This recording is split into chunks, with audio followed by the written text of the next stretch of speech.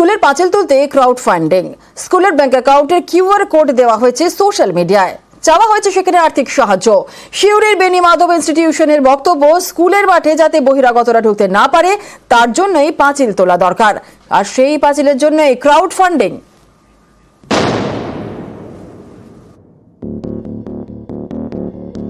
এটা স্কুলের মাঠ, মাঠের চারদিকে পাঁচিল, কিন্তু সেটা কোথাও ভাঙা, কোথাও পাঁচিলই নেই। এই সুযোগে স্কুলের মাঠে বসছে বহিরাগতদের আড্ডা। কখনো আবার স্কুলের মাঠে গাড়ি পার্ক করা হচ্ছে। এসব আটকাতে মাঠের পাশে পাঁচিল তুলতে চায় স্কুল কর্তৃপক্ষ, তার জন্যই crowd funding.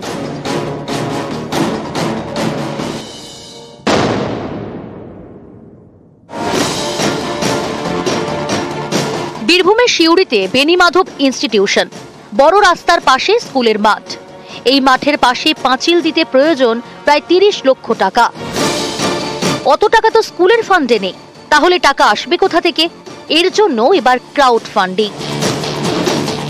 Social media post করা হয়েছে স্কুলের ব্যাংক অ্যাকাউন্টের কিউআর কোড। আবেদন জানানো হয়েছে আর্থিক সাহায্যের। মেন রোডের ধারে প্রায় 1000 ফুটের কাছাকাছি দেওয়াল বিলীন হয়ে গেছে। আমাদের প্রশাসনের উচ্চ স্তরে সর্বশিক্ষা মিশনের একটি প্রকল্পে এইটা দিয়েছিলাম, যে ইচ্ছাটা সেটা বাস্তবায়িত হচ্ছিল না বলে আমরা জনসাধারণের কাছে আবেদন করছি, তারা যদি একটু এগিয়ে আসেন, আমরা এইভাবেই এই সাহায্য নিয়ে আমরা দেওয়ালটা তুলতে চাইছি। স্কুলের মাঠটা দীর্ঘদিন ধরে অবহেলিত পড়ে আছে, অনেক অসামাজিক কাজকর্ম চলছে, মাঠটাকে যাতে রক্ষা করা যায় সেই উদ্দেশ্যে উদ্যোগটা নিয়েছেন। বলছি, এই প্রাচীন স্কুল এটাকে রক্ষা করার জন্য শহরবাসীরা কতটা এগিয়ে আসবে বলে আপনার মনে হয়? আশা করি এগিয়ে আসা উচিত, কারণ শিউরি শহরের মাঝখানে একটি মতো মাঠ আছে।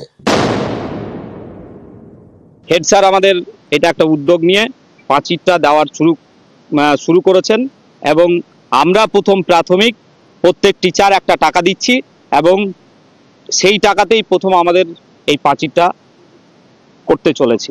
যেহেতু পাঁচিলটা নেই সেহেতু বারণ করার কেউ নেই, তো তারা গাড়ি নিয়ে ঢুকে পড়ছে। যদি পাঁচিলটা হয়ে যায় তাহলে আমরা ভালোভাবে এখানে খেলতে পারবো। আমাদের এত বড় স্কুলের মাঠ। স্কুলের শিক্ষকরা কিছু কিছু করে আর্থিক সহায়তা করছেন এই স্কুলের বাউন্ডারি ওয়াল গড়ে তোলার জন্য, আর বাকি টাকার কিভাবে জোগাড় হবে তার জন্য তারা স্কুলের ব্যাংকের অ্যাকাউন্টের কিউআর কোড শেয়ার করেছেন সমাজ মাধ্যমে। সুপ্রতিম দাস, নিউজ 18 বাংলা, বীরভূম।